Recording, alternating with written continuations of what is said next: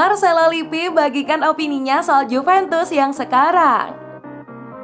Marcelo Lippi ternyata tidak luput dari perkembangan salah satu mantan klub asuhannya Juventus. Ia memiliki pendapat terkait tim yang sekarang diasuh oleh Andrea Pirlo. Karir kepelatihan Lippi di Juventus dimulai pada tahun 1994 dan berlangsung hingga tahun 1999. Setelahnya ia membelot ke rival bebuyutan Bianconeri Inter Milan, sebelum akhirnya kembali ke Turin pada tahun 2001. Periode kedua kepelatihannya di Juventus hanya berjalan sampai tahun 2004 saja. Setelah itu ia mendapatkan tawaran untuk melatih timnas Italia dan 2 musim berselang ia sukses membawa Gladiatori menjuarai Piala Dunia 2006.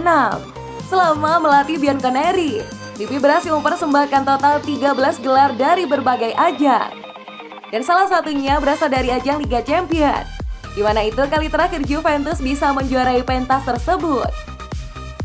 Lippi tidak pernah lagi berhubungan secara langsung dengan Juventus sejak tahun 2004. Kendati demikian, pria yang juga pernah menekuni karir kepelatihan di Cina itu tetap mengikuti perkembangan dari Bianconeri. Lippi mengatakan bahwa Juventus masih belum menemukan jati dirinya di bawah asuhan Andrea Pirlo, yang dianggapnya sebagai kewajaran, sebab Juve tidak punya kesempatan untuk mencoba-coba hal baru di lapangan. Juventus masih harus menemukan identitasnya. Mereka telah berubah drastis dan belum mendapatkan kesempatan untuk mencoba hal baru, kecuali di pertandingan Liga, tutur Lippi kepada Radio 1. Namun kendati demikian, ia tidak menutup peluang Juve keluar sebagai juara Serie A pada musim ini. Ia melihat sedikitnya ada 5 tim yang masih memiliki kesempatan mengingat persaingan pada musim inilah cukup ketat. Sedangkan untuk Liga Champions, Lippi tidak menjagokan Juventus maupun perwakilan Italia yang lain. Saya pikir Bayern Munchen dan Manchester City sedikit lebih unggul dari tim yang lain, pungkasnya.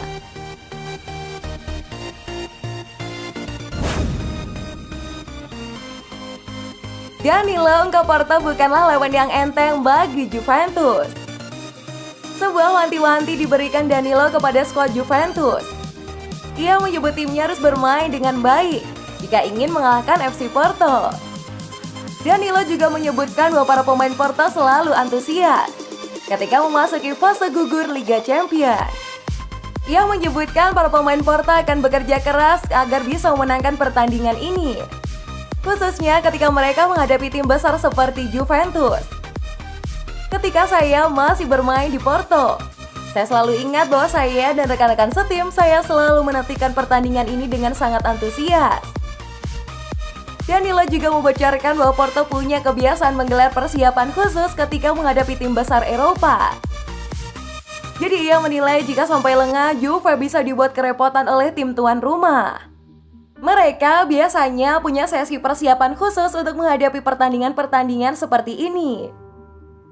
Jadi saya yakin mereka akan memberikan perlawanan yang sengit kepada kami. Saya yakin Sergio Conceição, manajer Porto, akan mempersiapkan timnya untuk memenangkan pertandingan ini dan lolos ke babak berikutnya. Jadi pertandingan ini tidaklah mudah, ujarnya.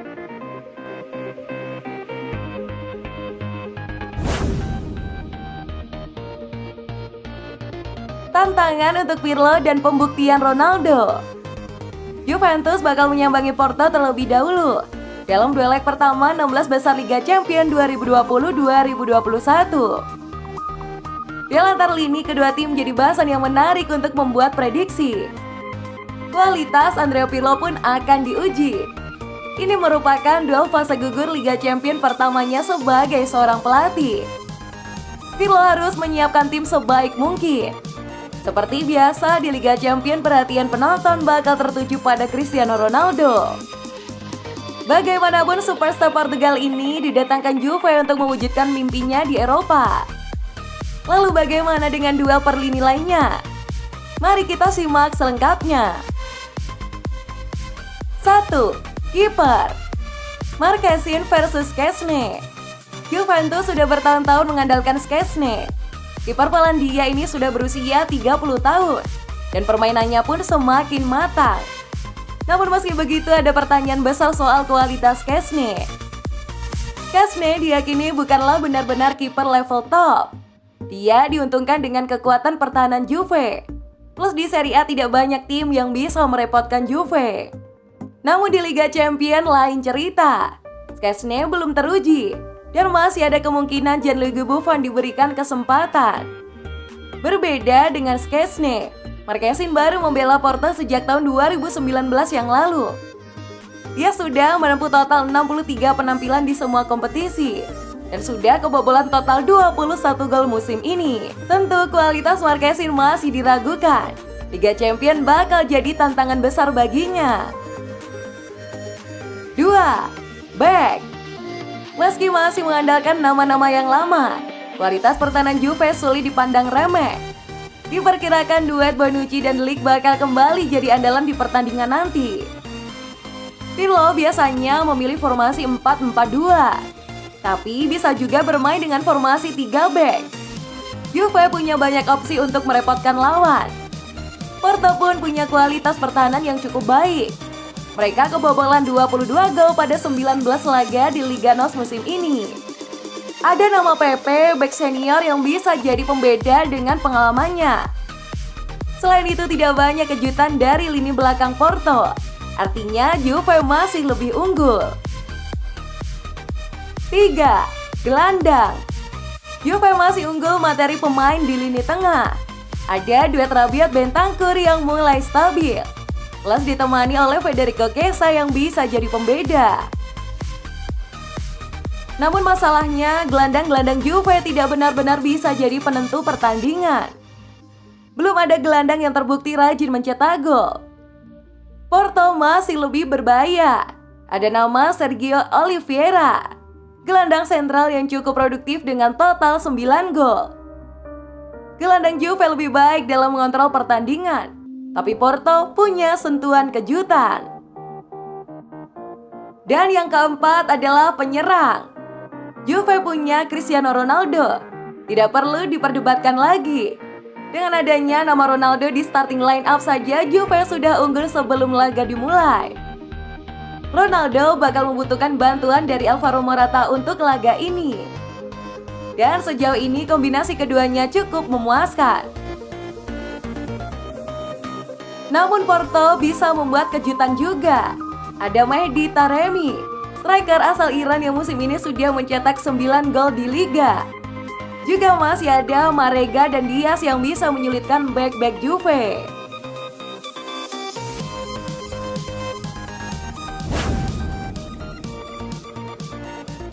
FC Porto versus Juventus bukanlah sekedar laga mudah untuk Bianconeri. Meski berstatus tim gurem dibandingkan peserta yang lain, laga melawan FC Porto bukanlah sekedar laga mudah bagi Juventus. Memang FC Porto kerap dipandang sebelah mata. Namun untuk musim ini di Liga Champions, Dragos punya catatan apik di mana memenangi 4 laga fase grup dan hanya sekali imbang dan sekali kalah.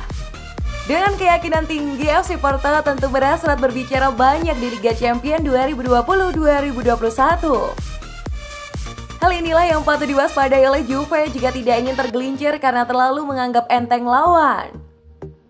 Porto menatap laga ini dengan kepercayaan diri yang tinggi. Namun Juventus punya semua yang dibutuhkan untuk meraih hasil yang positif. Selain itu, perlu diingat pula bahwa Porto belum pernah mampu mengalahkan Bianconeri. Dan akankah FC Porto membuat kejutan dengan menumbangkan Juventus? Atau malah si nyonya tua yang memenuhi banyak dugaan orang dengan menang mudah atas Dragões? Dan selanjutnya mari kita bahas mengenai statistik Porto dan statistik Juventus.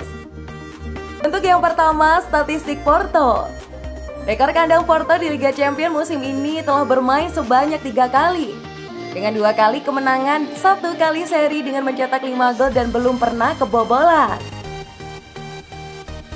Gol terbanyak untuk Porto di Liga Champions musim ini dicetak oleh Sergio Oliveira dengan raihan 3 gol. Sedangkan assist terbanyak di Liga Champions musim ini dicetak oleh Corona dengan 2 assist.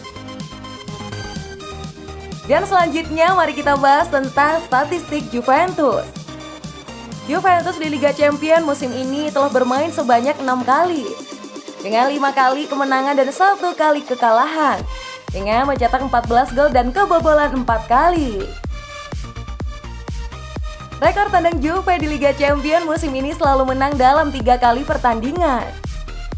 Gol terbanyak untuk Juve di Liga Champions musim ini ditorehkan oleh Alvaro Morata dengan raihan 6 gol. Sedangkan asis terbanyak oleh Juan Cuadrado dengan 5 asis.